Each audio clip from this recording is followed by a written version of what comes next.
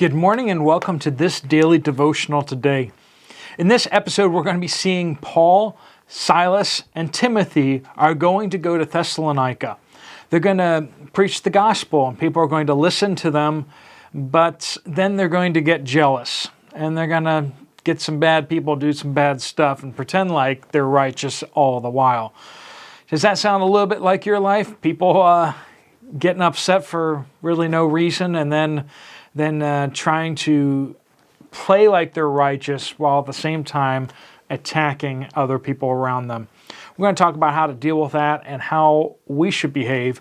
But before we begin, let's first have a time of prayer and confession to make sure our hearts are right. Let's pray.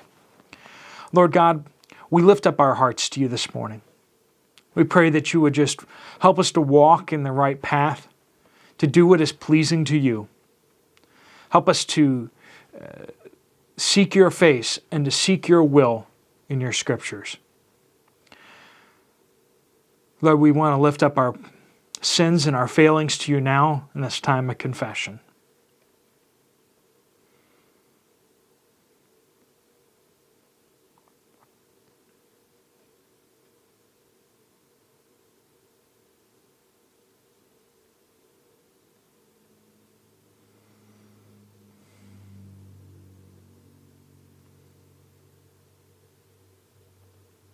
Lord, we praise you that in Christ we find the forgiveness of our sins. Our hope is in him and in the salvation that he brings. Come, Lord Jesus. We pray these things in his powerful name. Amen. We are picking up in Acts chapter 17, and we're going to cover a little bit of territory today. First off, Thessalonica. Chapter 17, verse 1. After they passed through Amphipolis and Apollonia, they came to Thessalonica, where there was a Jewish synagogue. As usual, Paul went into the synagogue and on 3 Sabbath days reasoned with them from the Scriptures, explaining and proving that it was necessary for the Messiah to suffer and to rise from the dead. This Jesus I am proclaiming to you is the Messiah. Some of them were persuaded and joined Paul and Silas, including a large number of God-fearing Greeks, as well as a number of the leading women. So at the beginning of the story here, we see that he goes in and preaches the gospel in a synagogue, and at first they hear him. Some of them choose to believe, others are tolerant of his views and his understanding. But we're going to find that that doesn't last very long. But we see that he's reasoning with the Jews from the Scriptures. That's an interesting thing. He says, explaining and proving that it was necessary for the Messiah to suffer. But he reasoned with them from the Scriptures. There's a reasoning that is godly, spiritual reasoning, and then there is the fleshly, ungodly reasoning, right? And how do we kind of separate those two? Because we've all heard people who will start stringing together verses. They will start making something out of where there is nothing. And that's concerning. Whether they're building a theological position where they're taking rational step after rational step after rational step. You're like, I can kind of see how you got there. But when we look at Scripture, it's like they're contradicting clear teaching of Scripture. There's a godly reasoning where you are asking the question, what does God say? What has God said? I want to understand what God has said. Then there's reasoning where we are trying to go beyond what God has said, or we start trying to explain away why God hasn't really said what he seems to clearly say. Now, whether somebody's coming to the Scriptures with an agenda, they have a lifestyle that they want to justify, they have a sin, a pet sin that they want to justify, and they just want to pretend like it's not in Scripture or that it's okay. And they start building a logical reasoning in order to kind of overcome that. Well, God is love. Well, yeah. What does that mean in Scripture? Well, to me it means, it's like, No, it doesn't matter what it means to you. It matters what God meant by it. The promises are made by God, and so what God meant by the promises is what we should really be interested in hearing. Godly reasoning seeks to understand what God has said. And we need to be there. And we're going to see an example of that coming up here. Verse 5, this next section. But the Jews became jealous, and they brought together some wicked men from the marketplace, formed a mob, and started a riot in the city, attacking Jason's house. They searched for them to bring them out to the public assembly. When they did not find them, they dragged Jason and some of the brothers before the city officials, shouting, "These men who have turned the world upside down have come here too. And Jason has welcomed them. They are all acting contrary to Caesar's decrees, saying there is another king, Jesus." The crowd and the city officials who heard these things were upset. After taking a security bond from Jason and the others, they released them. So we see once again that some of the Jews get very upset with the idea that Greeks and Gentiles can have just the equal access to Christ and to God that they have. That they cannot be the gatekeepers anymore, deciding who can and cannot interact with God. They become jealous. And spiritual jealousy is still jealousy. It's still coveting. We are not the gatekeepers. We do not have the authority in the kingdom of God to exclude people or to include just the people that we like.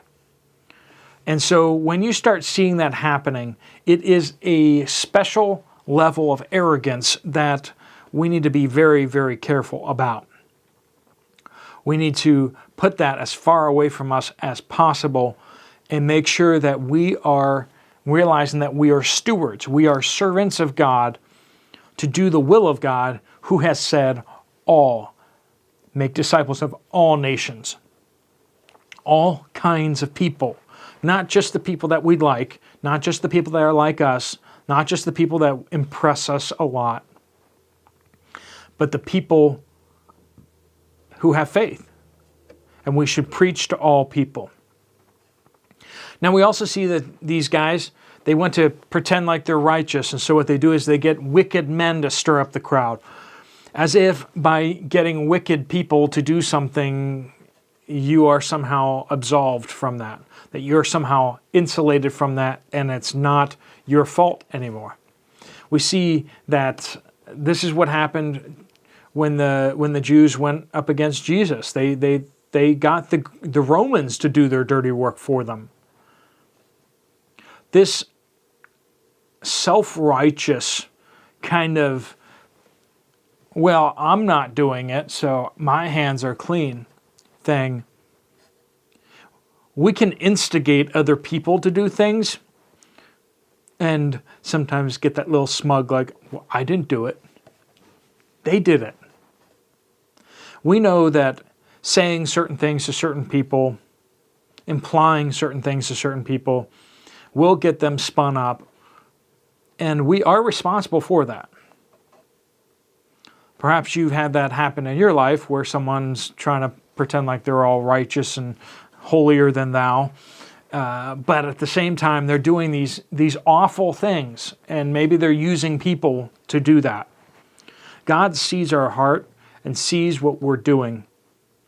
Whether the blood is on your hands or on your money that you paid to have it happen, or on your words that you use to kind of instigate whatever it is. We are guilty of these things. Now for the good example, verse 10. As soon as it was night, the brothers and sisters sent Paul and Silas away to Berea. So Jason had to put up like bond that if they didn't leave, he was going to forfeit all this money. So they felt it necessary to leave. So as soon as it was night, the brothers and sisters sent Paul and Silas away to Berea.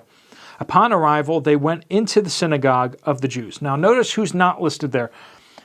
Paul, Silas, and Timothy come to Thessalonica, and then Paul and Silas leave. Who's missing there? Timothy seems to slide under the radar and is able to stay there. But Paul and Silas publicly kind of leave. Upon arrival, they went to Berea. Upon arrival, they went into the synagogue of the Jews. The people here were of more noble character than those in Thessalonica.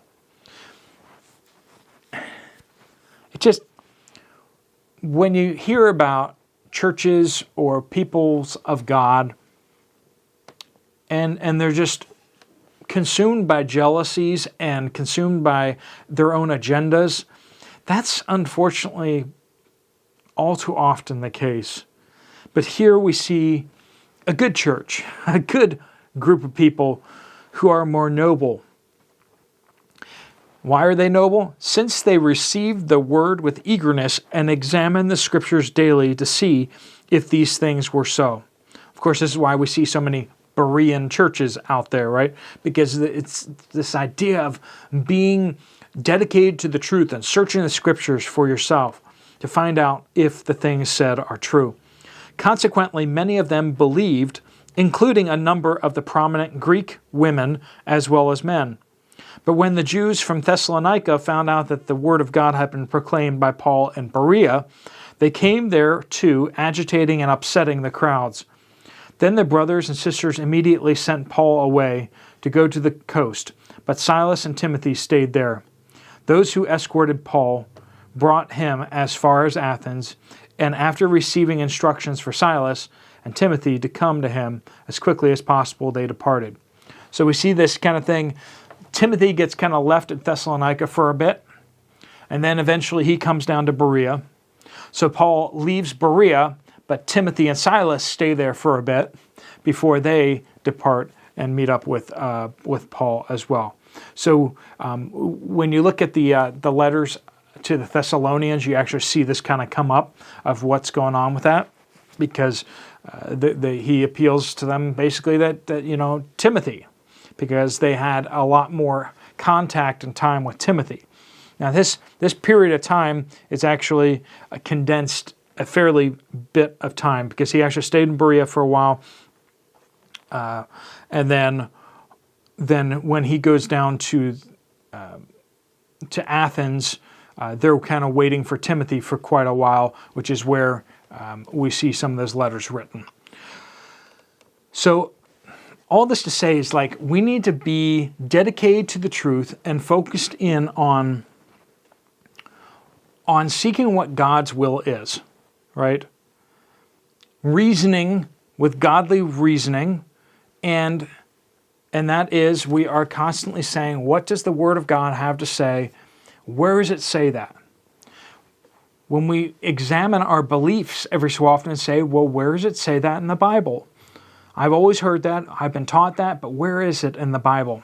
That's the real question, and we should be eager to find the things that we believe that aren't true, the things that we haven't heard before that are true, so that we can become more and more in the knowledge of God, knowing more about God, knowing Him better, so that we can pray more accurately and more accurately do what He wants us to do. Let me pray a prayer of blessing over you before you go today. Lord God, I pray that you bless each one watching this video today. Fill them with your Holy Spirit and help them to seek your word, to hunger for your word, and to look for you where you are at work in their lives. That we would all walk with you in the things that are pleasing to you. Lord, we pray these things in Jesus' powerful name. Amen. Thanks so much for joining with us in this Bible study. Check comments, like always, for any prayer requests from others, as well as to interact with some other folks. If you have some time, you want to check out some other Bible studies, there's some right here on the screen. Thanks so much for watching. I'll see you later. God bless you all.